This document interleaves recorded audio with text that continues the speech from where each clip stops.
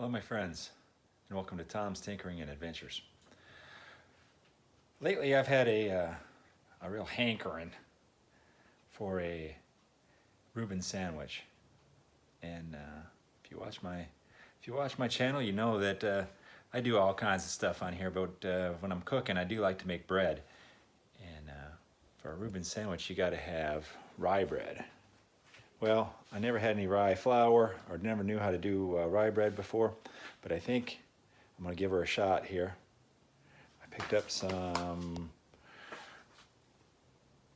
organic rye flour, so we're in business here. Let's give it a shot. Never made this before.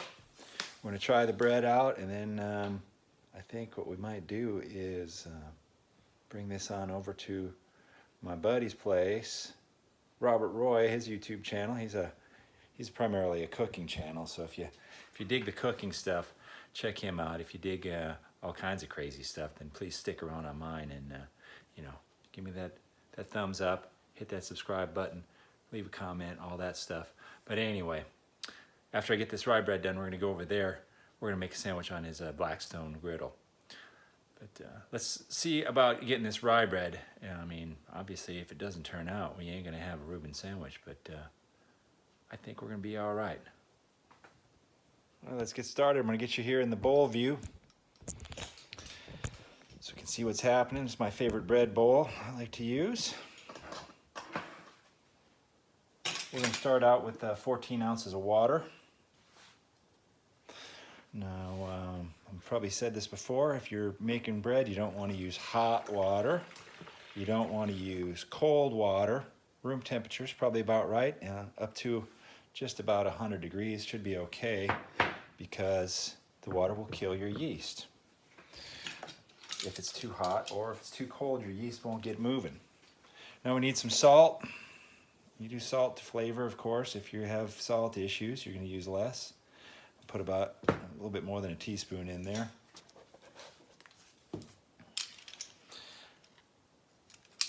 We're going to put our instant yeast.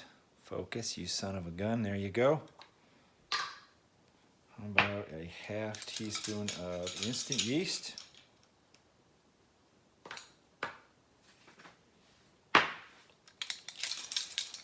This recipe calls for a little bit of sugar.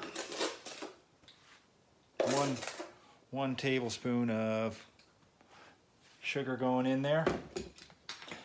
Now, I never made rye bread before, like I said, and I never realized that the flavor of rye bread is not so much from the rye flour, it is from...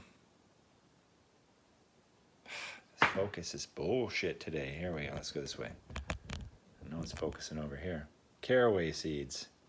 Gotta hold it way over there. Caraway seeds is what gives rye bread its distinctive flavor. So I learned something today. Didn't know that. If you knew that, bravo to you.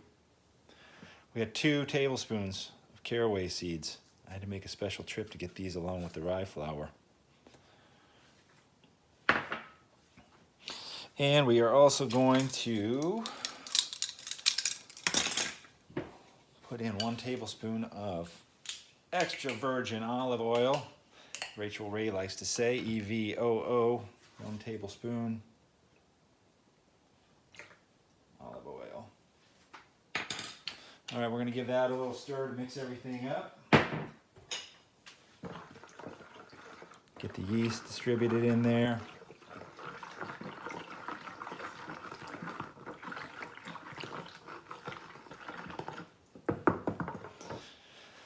All right, to this we are going to add our bread flour.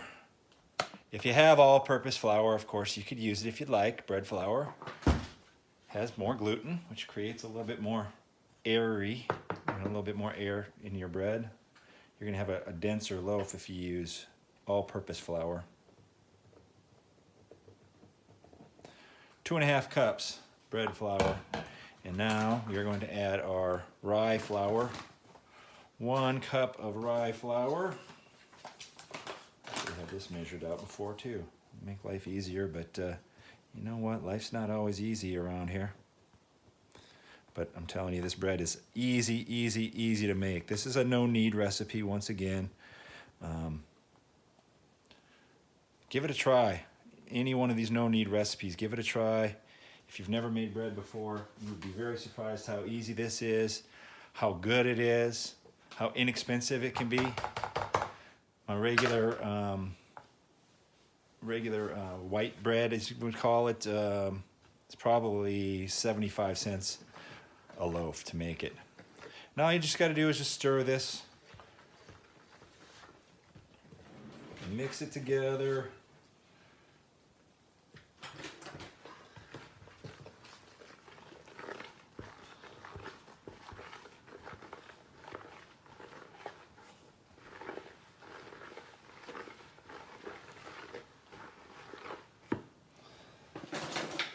Once you get going a little ways, you just want to knock this dry flour down into the bottom.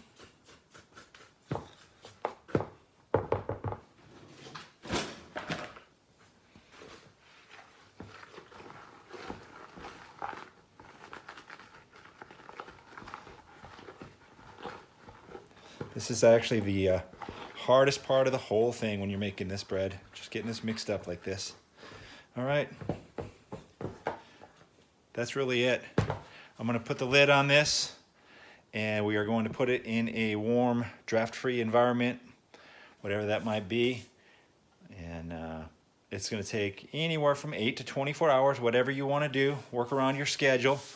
I am making this, let's see, what time is it now? It's 10 o'clock in the morning when I'm making this, so I could conceivably be ready to cook this at 6 o'clock tonight. So we'll see. But I could wait until tomorrow morning if I'd like also. Okay, well, let's see. We said we put this in at 10 o'clock. Wilbur, was that right?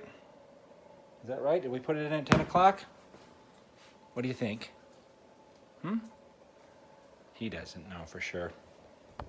We put it in at about 10 o'clock, and now it is 7 p.m.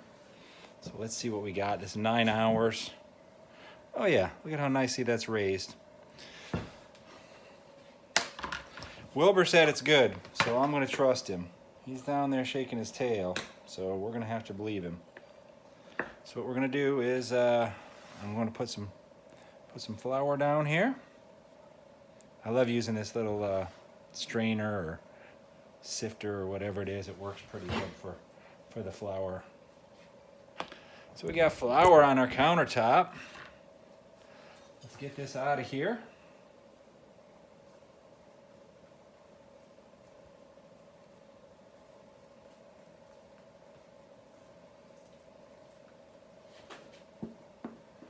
Nice and sticky.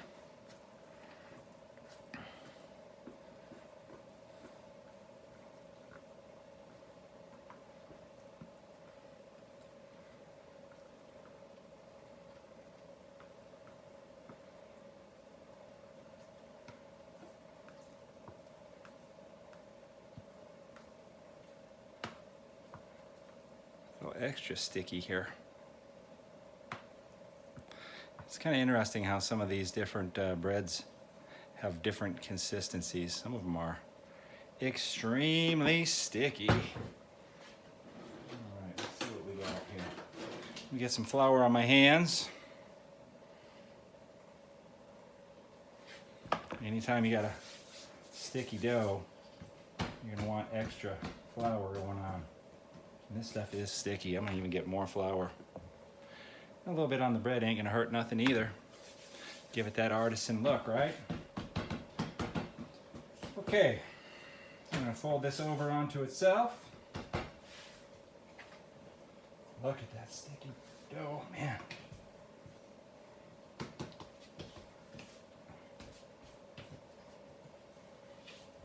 Extra flour.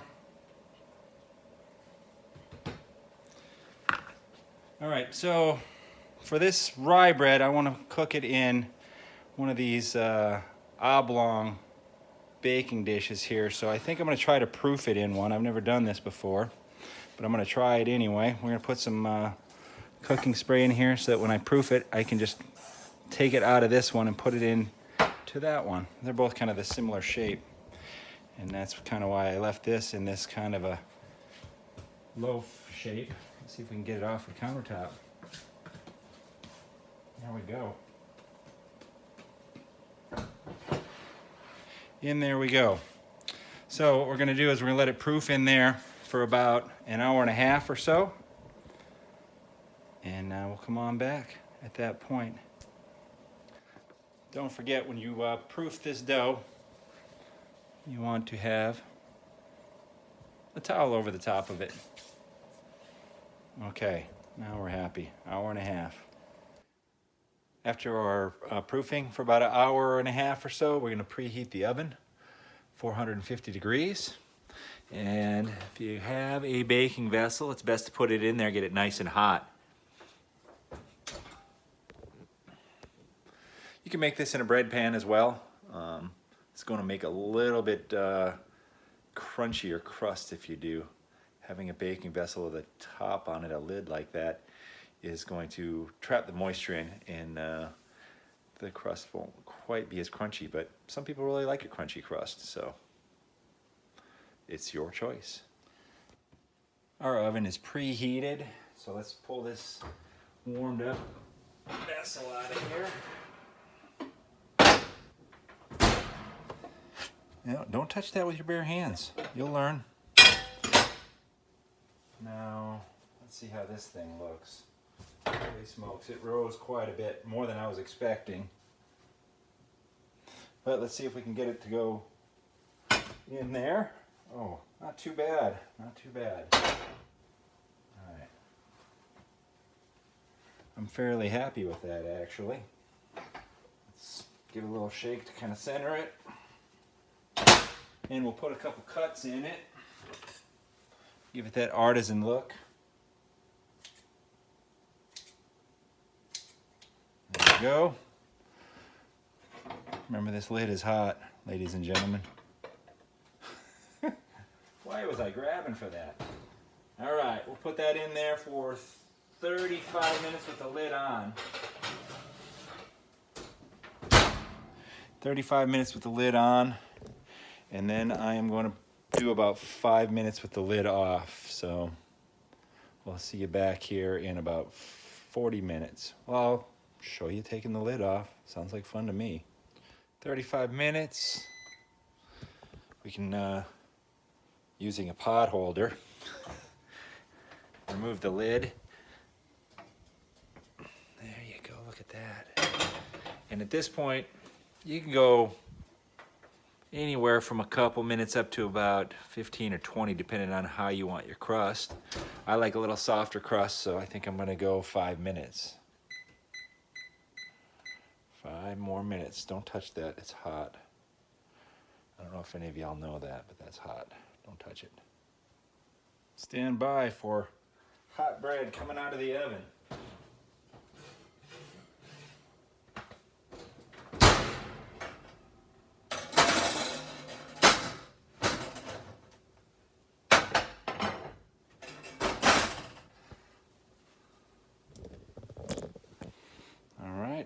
There's our loaf of rye bread. A little bit on the thinner side than I was kind of hoping for, but it smells really good. I might make another loaf and make it actually in a bread pan for the reuben sandwiches that are coming up, but this is going to be pretty good anyway. Yeah, it smells amazing. It's got to cool off. You can't cut this bread when it's hot, but it smells good, and I am certain it is going to taste good. So there you have it. Some easy, no knead rye bread. Stand by for some reuben sandwiches. Bound to be good. Thank you very much for watching. Get out there and find your adventure. Adios.